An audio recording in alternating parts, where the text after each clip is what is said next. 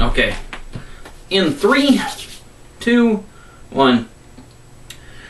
Hey guys, so a few days ago I finally got around to seeing Captain America the Winter Soldier. My thoughts, spoiler free, it's actually a pretty good movie. It is more of a S.H.I.E.L.D. movie than it is a Captain America movie, even though he is the main character and you are following him for the most of the movie. But the problem is that most of the movie focuses on S.H.I.E.L.D's problems and what they've been doing more than Captain America himself. He does get a lot of, like I said, he is the main character, he is the person we follow around for the main plot of the movie, he does get a lot of development. But like I said, as much as it is a Captain America movie, it is so much a S.H.I.E.L.D. movie as well. There is a lot of good action scenes in it. A few of the fight scenes are a little too hectic with the way they cut them, to where it gets a little difficult to tell what's going on. And I really hate those quick cut action scenes. You know, I always stand firm, my favorite action movies are the 80s and the early 90s action, because those movies, you could tell what was going on. You could tell who was punching who. You know, there were quick cuts, but they weren't that quick to where it was just, you know, just fast shaking movements everywhere. You know, you're all of a sudden you're staring over one shoulder of one character, then it flashes over to the shoulder of the other character, and then all of a sudden you see a leg hit some gut, and you're trying to pay attention to whose leg that was hitting whose gut, which character was wearing what costume, and the lighting is so bad that, you know, it's rather hard to tell what their costumes are. So that got a little frantic in this movie. The editing was a little bit frantic, but it wasn't too bad, you know. So the action was good. Another thing that I really liked about this movie is that it still had a sense of fun. There were still a lot of funny moments sprinkled throughout the film. Like, two of them come up right at the beginning, so they're not really spoilers. The first one is actually right at the very beginning, because you see Captain America jogging around the reflecting pool in Washington, D.C., which a lot of people do, and he's passing this other veteran, and, you know, he keeps telling him, on your left, on your left, on your left, you know, and it was a really funny back and forth. And another one is the guy he was passing is suggesting to him things that he needs to do, you know, things that he needs to do, you know, things he should catch up on. And Cap's like, don't worry, I'll add it to the list. And he pulls out, he's got an actual list. He's got all kinds of stuff listed on there. Like, he's got I Love Lucy. You know, he's got all these, like, things that he needs to look up, that he needs to catch up on. Like, one of them's the I Love Lucy show. He needs to watch the entirety of the I Love Lucy show. So that was kind of funny, you know. And there are other ones later on in the movie, you know. There are still funnier parts later in the movie. And they're fun to watch, you know. So, because this could have easily slipped into being a gritty, dark movie, and I really don't think Captain America works that great as gritty and dark like that. I mean, granted, yes, there can be conflict, yes, there can be a dark atmosphere, and yes, this movie does have those.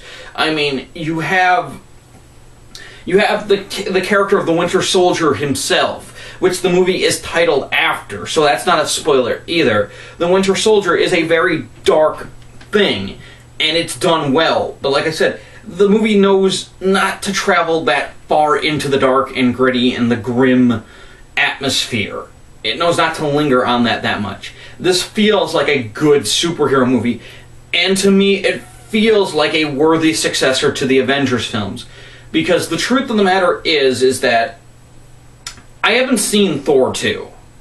But from what I hear, Thor 2 is just that. It's Thor 2. It's not Thor 2 after the Avengers. It's more of just, oh, it's Thor doing Thor's thing on at Thor's home. You know, that's what I've heard from Thor 2. So I haven't seen Thor 2. And then Iron Man 3, I might get a lot of hate about this, but I didn't like Iron Man 3. I thought it was the worst film in the series.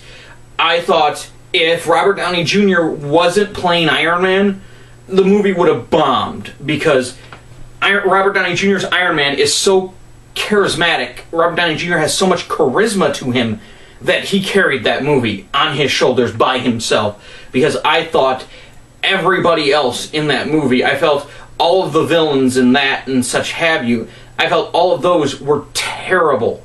I thought the entire movie, the script was bad, the actors were bad choices.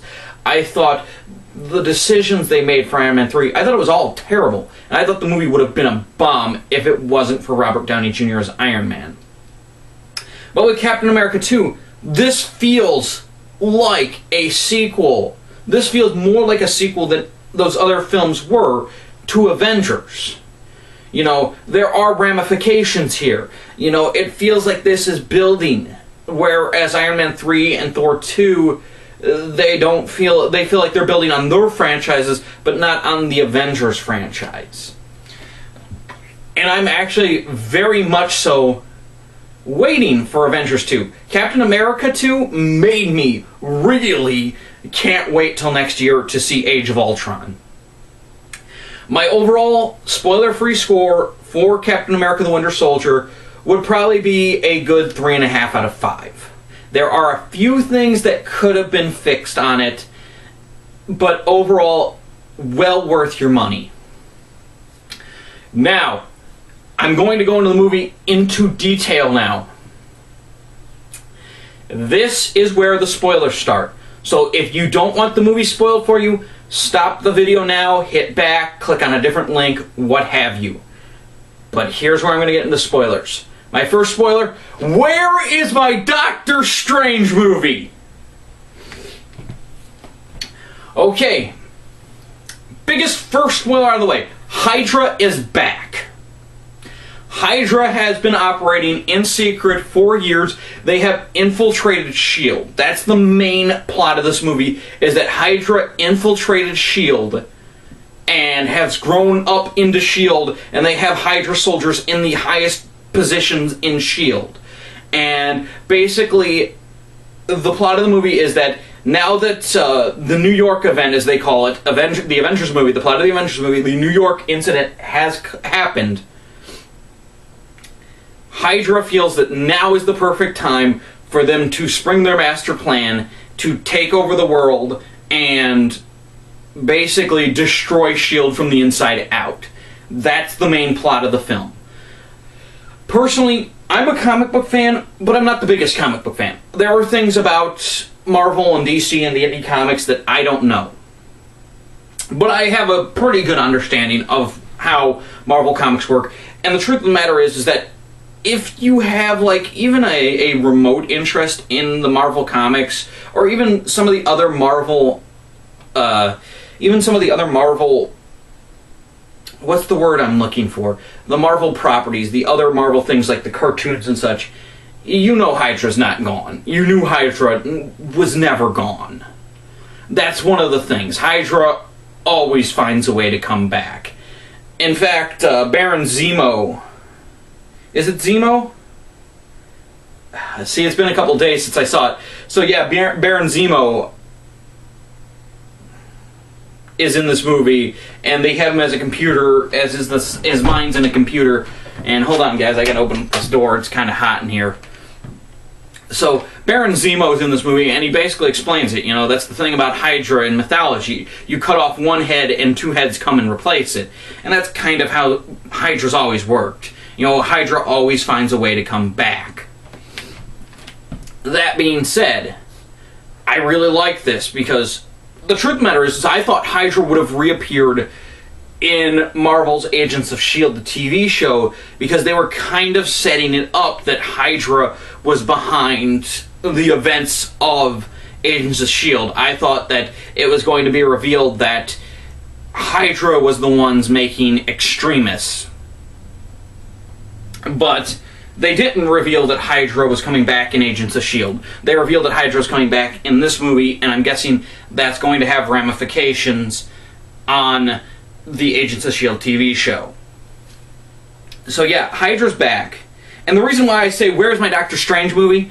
Is because at one point, Captain America, Black Widow, And the newest character, Falcon, they actually brought Falcon in Captain America 2 rather than saving him for, say, Avengers 2.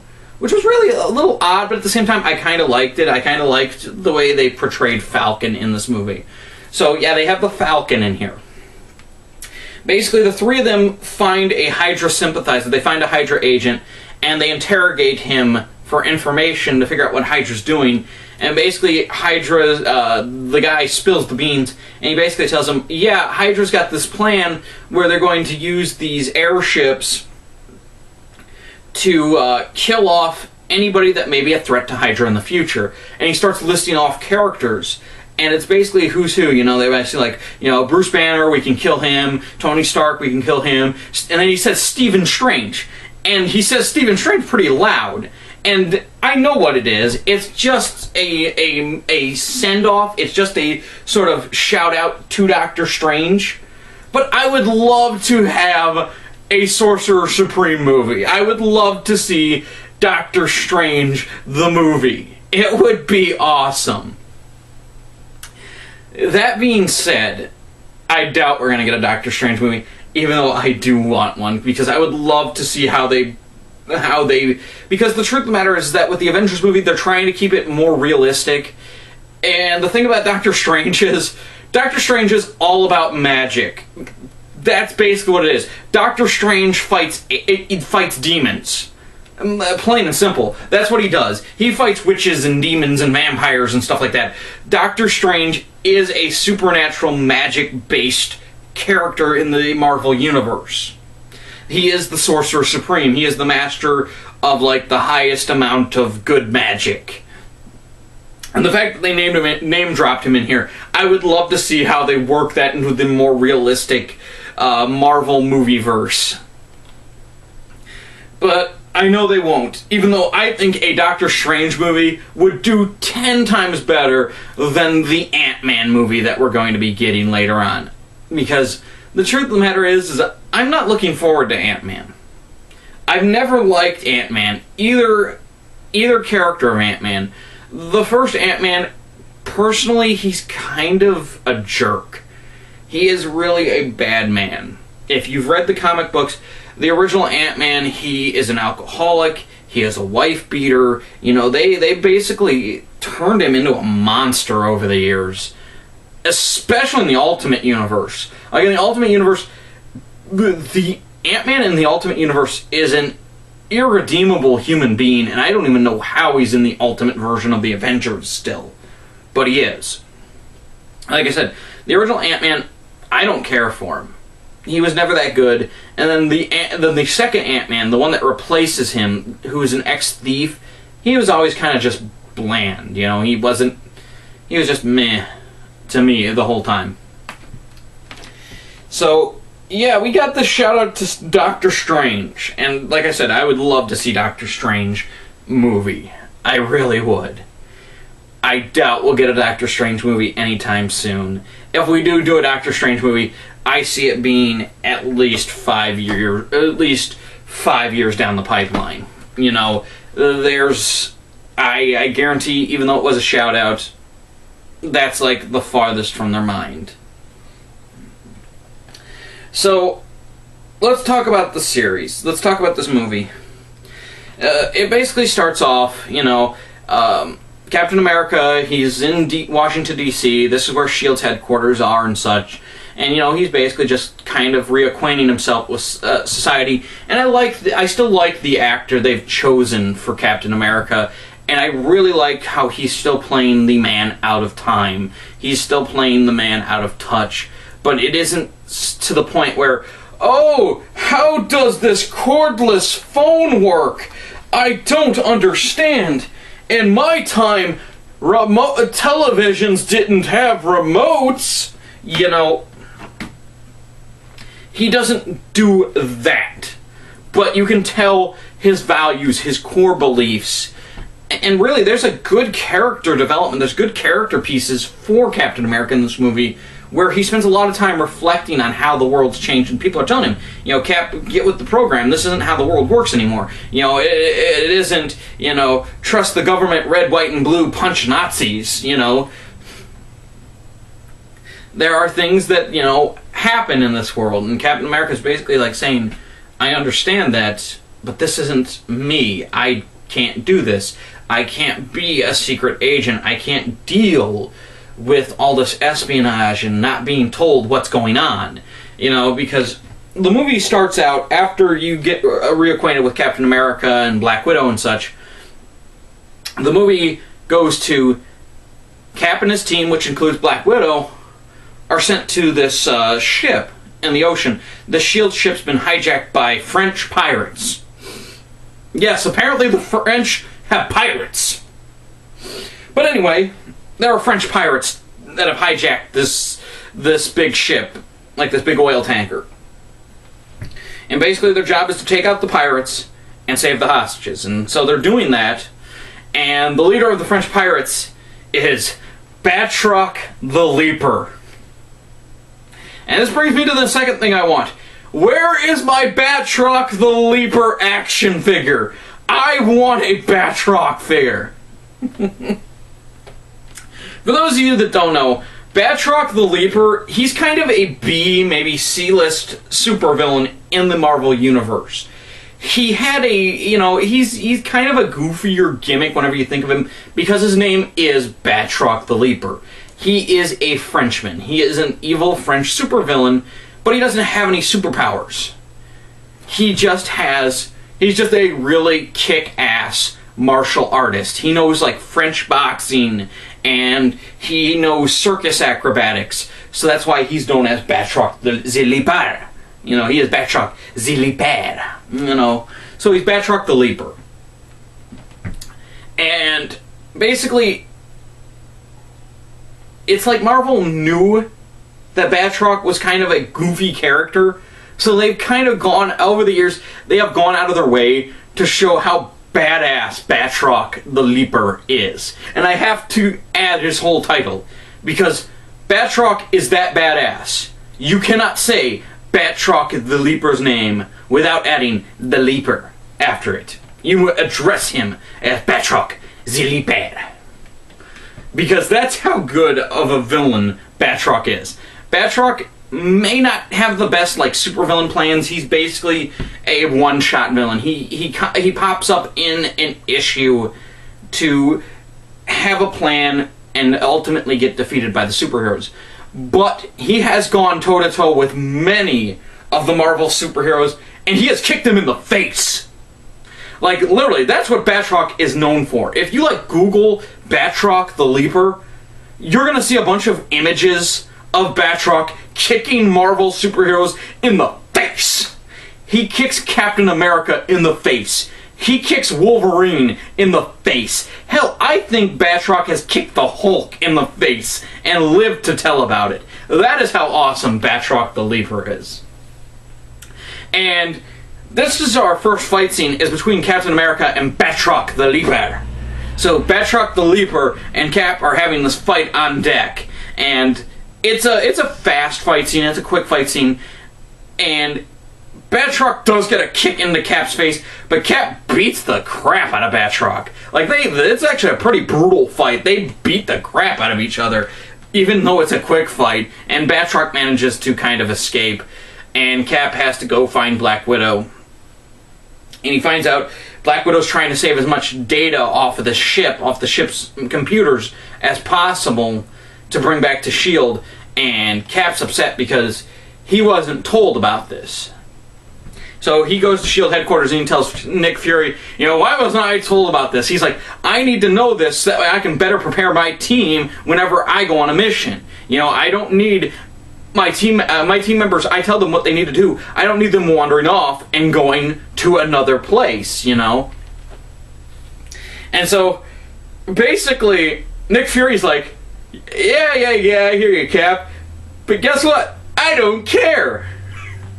He's like, you want to see something? Come with me. So he takes Captain America down this elevator into this giant room where they have 3 S.H.I.E.L.D. helicarriers.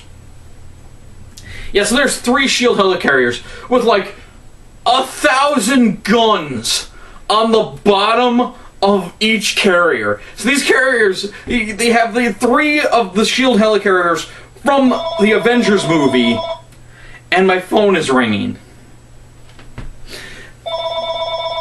Of course it is. I'm gonna ignore it, folks. So, anyway, they have these 3 S.H.I.E.L.D. helicarriers. And they have all these guns on the bottom of them. They're absolutely ridiculous. All of these guns on the bottoms of all these S.H.I.E.L.D. helicarriers. And basically, Nick Fury's like, see what we're doing? You like my... Hey, Cap, you like my helicarriers? These helicarriers would give Rob Liefeld wet dreams. I'm thinking about having flames painted on the sides of them to make them go faster. You know, it's a little kid's, drawing of how the S.H.I.E.L.D. helicarrier should work. I mean, there's that many guns on the bottom of them. They're absolutely ridiculous. And basically Nick Fury says, you know what? We're living in a different time, Cap. You're a dinosaur. He's like, we're going to launch these 3 S.H.I.E.L.D. helicarriers up into the sky to police the world.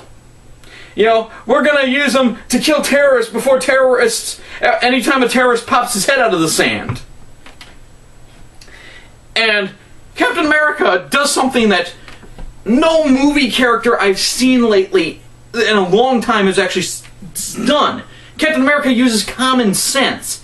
He goes, how are you getting away with this? He's like, this is completely nuts. This is completely wrong.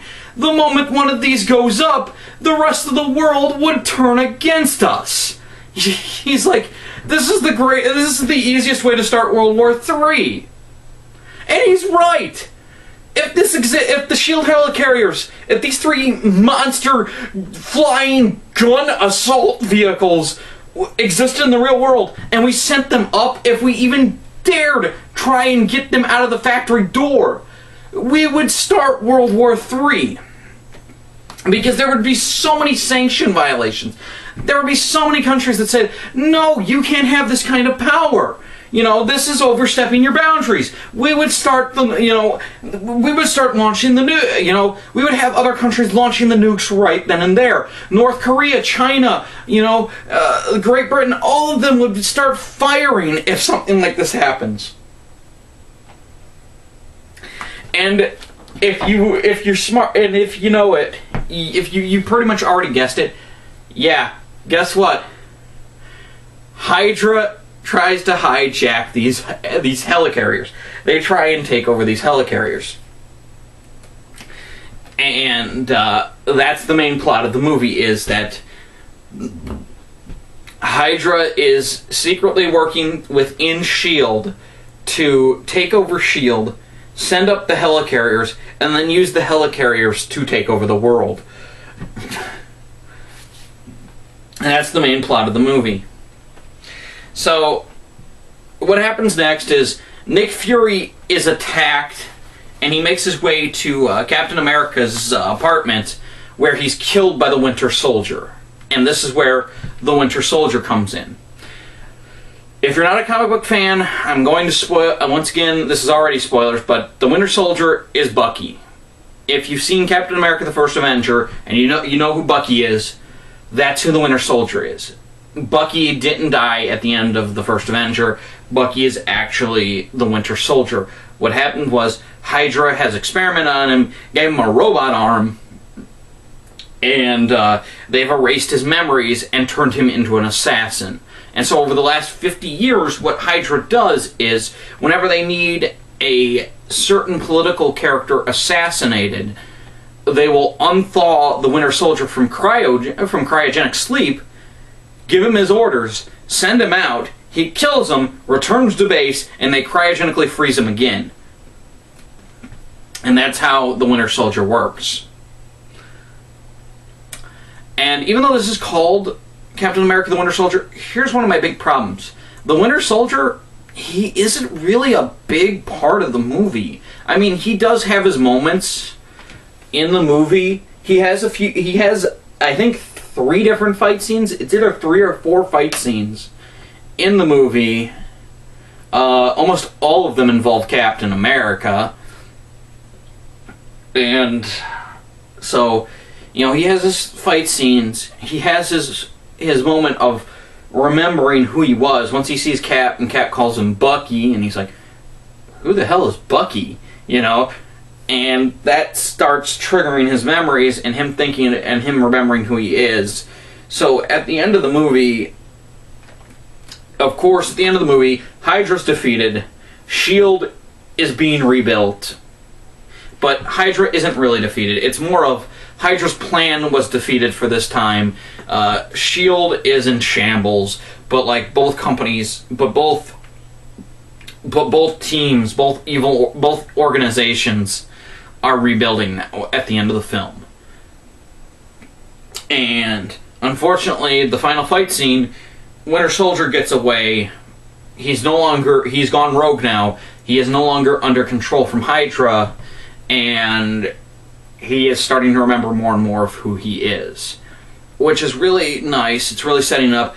I think that the thing with the Winter Soldier is that they kind of setting this up with him for Captain America 3. Which I could easily see happening. I could see Captain America 3, especially as good as Captain America 2 is doing at the box office. I could really see a Captain America 3. So anyway, Nick Fury's shot and killed by the Winter Soldier. However, if you're a fan of the comic books, if you know the comic books, even if you've seen these other movies, you know Nick Fury's not dead. And surprise, surprise, yes, Nick Fury's not dead. He knew something, actually, of course, like Nick Fury, he knew something was up. So, rather than constantly being chased by assassins and Hydra agents, he decided to fake his own death so that way he could work in the shadows. And that's basically what he does. He fakes his own death. He gets shot, he takes a drug to slow his heartbeat down, so that way they pronounce him dead. Some loyal S.H.I.E.L.D. agents come, take his body, and they put him in a secret hospital to recuperate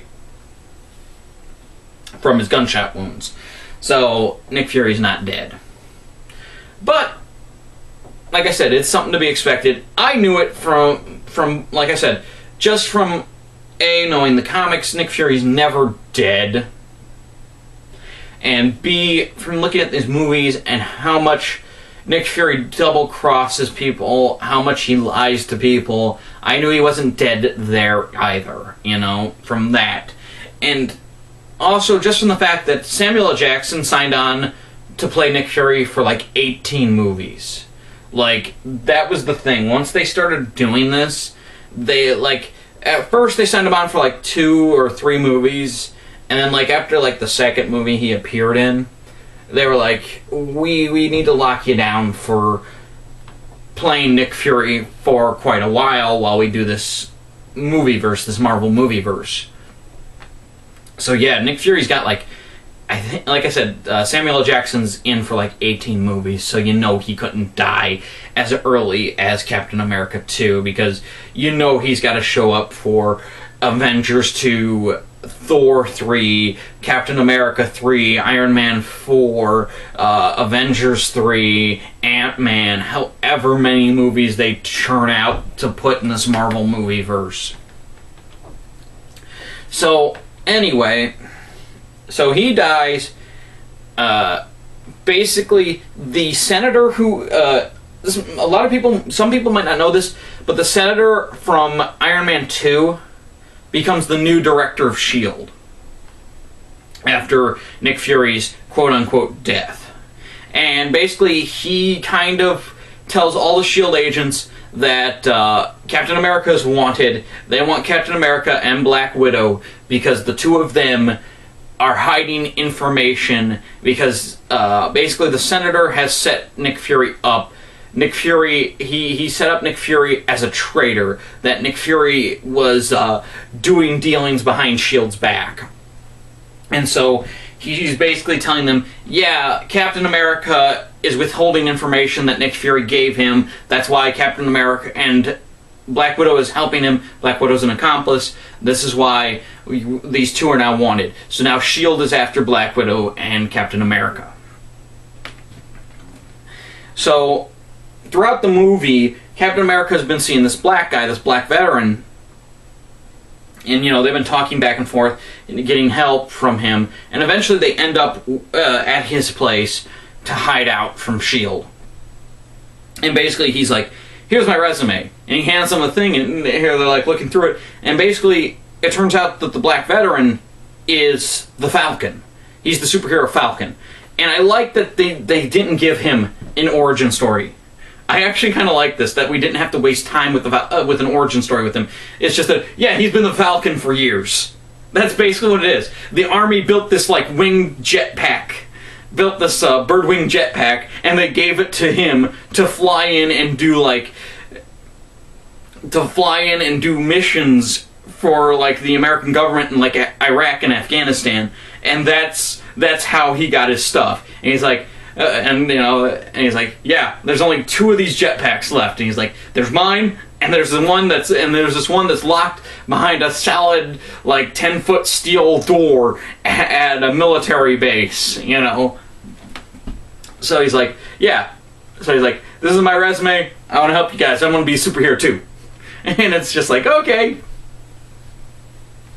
Off they go.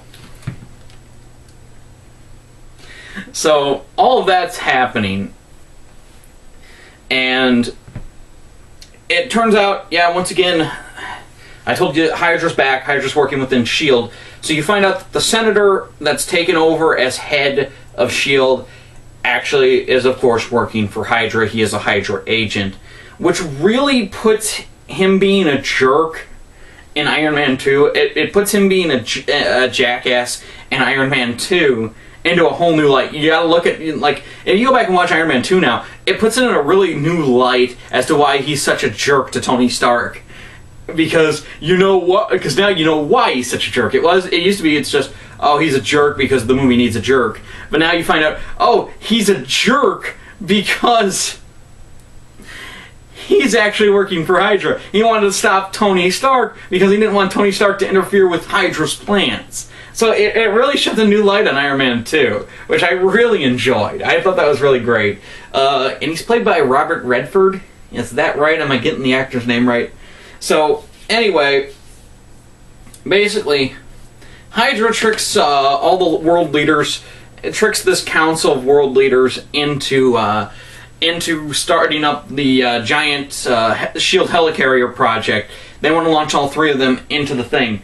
But basically the reason they want to do it is because once they get up into the air, once all 3 helicarriers get up into the air, what's going to happen is Hydra's going to reveal themselves to the world, take over all 3 helicarriers, take out, basically, kill millions of people, to basically show the world, we are now in control, you have no freedom, you will follow Hydra's rule.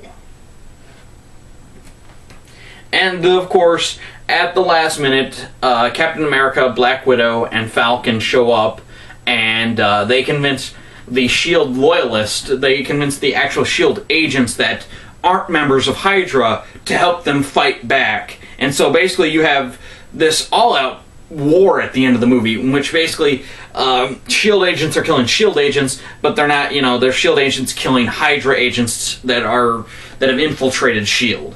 So you have all these people shooting at each other.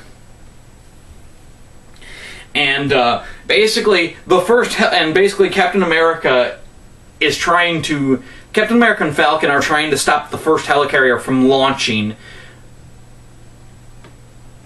And whenever they they're trying to stop the first S.H.I.E.L.D. helicarrier from launching, while Black Widow and Nick Fury are trying to stop the Senator in the main S.H.I.E.L.D. Meeting room. So it's a really good, complicated final battle. It's very complex. There's like a lot going on. I really like that part of it. And like I said, going back a ways, there is a lot of character development for Captain America. He, like I said, once again, I like the actor who plays Captain America. He really does the man out of time thing well, because it doesn't, like, once again, it's not pandering. It isn't, he's struggling to figure out how stuff works. It's just that he's trying to figure out his place in this new world. He's trying to figure out just how this new world operates socially, how it operates politically. You know, that's his problems with the New World, and he does it well. And it's a good character piece for him, but there are a few parts that I felt could have been cut, could have been shortened. Biggest one is his girlfriend from Captain America: The First Avenger. He finds his girlfriend from Captain America: The First Avenger, and she's now an old woman, and she has Alzheimer's. So, like, for half the scene, she's talking to him coherently, and then all of a sudden you find out she has Alzheimer's, and she starts confusing everything, and she thinks that it's basically World War II again, you know, and that, so she's talking to him like it's like they're back in World War II, and it doesn't, and like I said, it's kind of pointless, really, because she doesn't need to have Alzheimer's. Really, she doesn't whatsoever. She could have still just been there, been elderly, and just been, you know, she could have just been there and been elderly, and basically she's lived her life and Captain America hasn't. They could have done that, but they didn't. They decided to give her Alzheimer's. She didn't need Alzheimer's. In fact, the scene itself, they really didn't need the scene, because there's plenty of other parts in the movie where you see Captain America dealing with the fact that he doesn't fit in this world quite right. With the fact, just with his talks with Nick Fury at the beginning, before Nick Fury shows him the giant 3 helicarriers, he's basically explaining to him, you know, I can't work like this, you know, I can't have all these damn secrets. And Nick Fury's telling him, look, Cap, this is how the world works now. Everybody's a spy. Whenever I send 5 people out on a mission, 3 of those people have a submission.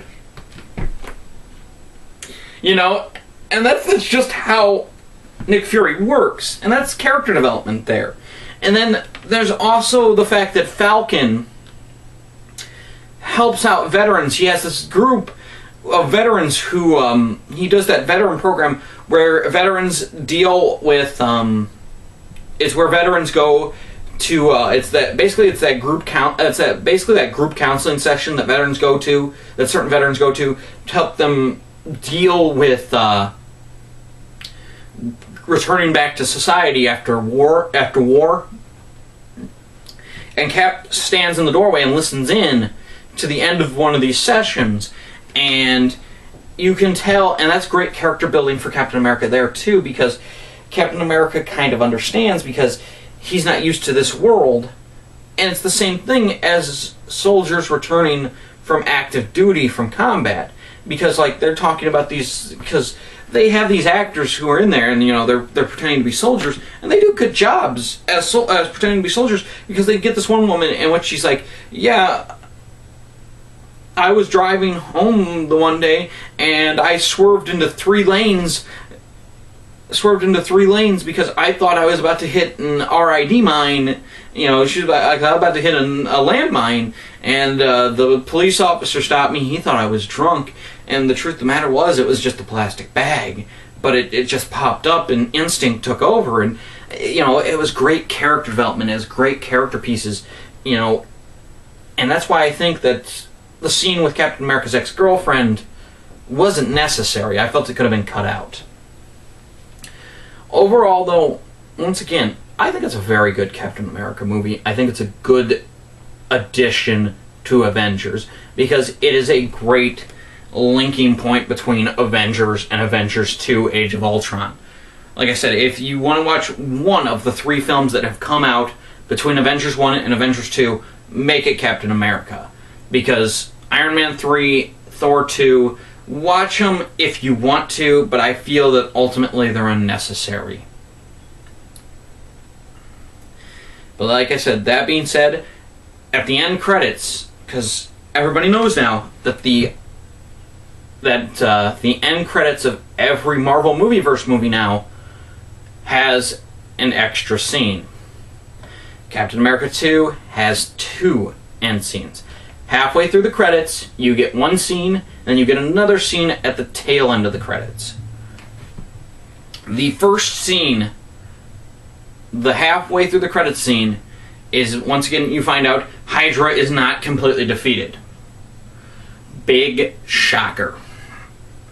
Instead, we go to a Hydra base in which they're discussing, in which you see the Hydra agents, stomping through and basically saying, the senator was the senator's been killed, our mission failed, and he's like, and basically the head of Hydra is like, missions always fail, we'll get another chance, don't worry about it, He's like, well, what about the survivors? The survivors will kill them and bury them so deep not even their ghosts can find them.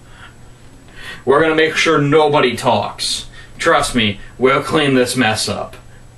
Don't worry about it. And then he's like, oh yes, because now we are in the age of miracles, because we need to check on the twins. And basically he goes up to these two cells, which show two people in the cells. And shock and awe, this age of miracles, as the head of Hydra is calling it, is Quicksilver and the Scarlet Witch.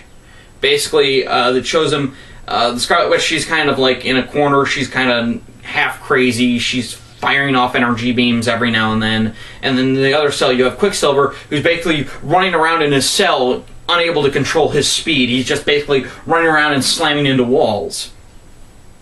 Which is really interesting, because they can't use the term mutants, unfortunately, because Fox owns the rights to the term mutant.